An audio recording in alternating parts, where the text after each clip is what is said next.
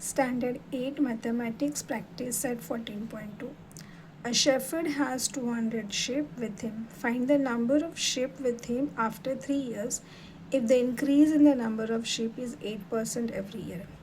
येथे आपल्याला दिलेलं आहे की एका शेफर्डकडे 200 शीप आहेत आणि 3 वर्षानंतर त्याच्याकडे किती शीप असतील जर त्याचा increase in the number of ship 8% every year, म्हणजे प्रत्येक वर्षाला 8% शिप्स वाढत आहेत, तर 3 वर्षानंतर त्याच्याकडे किती शिप्स असतील हे आपल्याला फाइंड आउट करायचं आहे. मग इथे आपल्याला कंपाऊंड इंटरेस्टचा फॉर्म्युला यूज करायचा आहे. A is equal to P in the bracket 1 + r/100⁻n. मग ए आपल्याला फाइंड आउट करायचं आहे. पीची व्हॅल्यू 200 दिलेली आहे. आर म्हणजे rate, that is 8%, and N म्हणजे number of period, that is time 3 years. So number of sheep P 200, number of years N म्हणजे 3 years, rate of increase म्हणजे R, that is 8% per annum,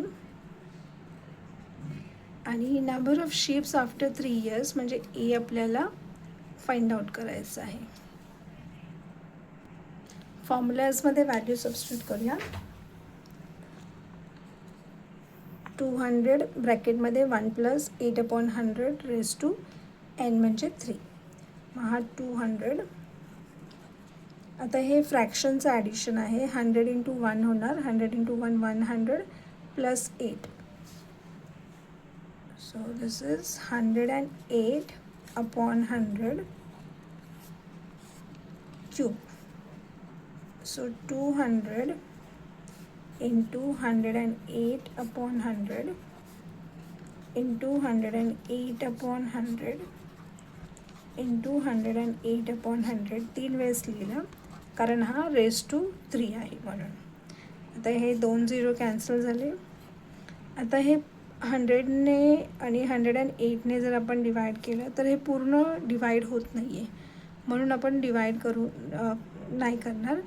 आपण हे numbers सगळे multiply करणार आणि नंतर त्याला 1 2 3 4 डिजिट नंतर डेसिमल पॉईंट देणार. 108 × 108 इज 11,664. पुन्हा त्याला 108ने मल्टिप्लाय केलं तर आपल्याला हे आन्सर मिळालं, आणि पुन्हा त्याला 2ने मल्टिप्लाय करायचं आहे, म्हणजे आपल्याला 25,19,424 हे आन्सर मिळणार. मग आपण ते न्यूमरेटरमध्ये लिहिलं, डिनॉमिनेटरमध्ये 100 × 100 म्हणजे 10,000 आलं. आता 1 2 3 4 डिजिट नंतर आपण डेसिमल पॉईंट देणार.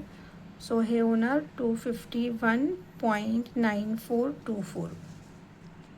आता नंबर ऑफ शिप्स हे कधी डेसिमल पॉईंटमध्ये नसणार, होल नंबर असेल, म्हणून 0.9424 हे आपण काढून टाकूया, आणि हे 0.9 आहे म्हणून इथे 1 ॲड होणार. सो हे is equal to 252. So number of ships after 3 years will be 252.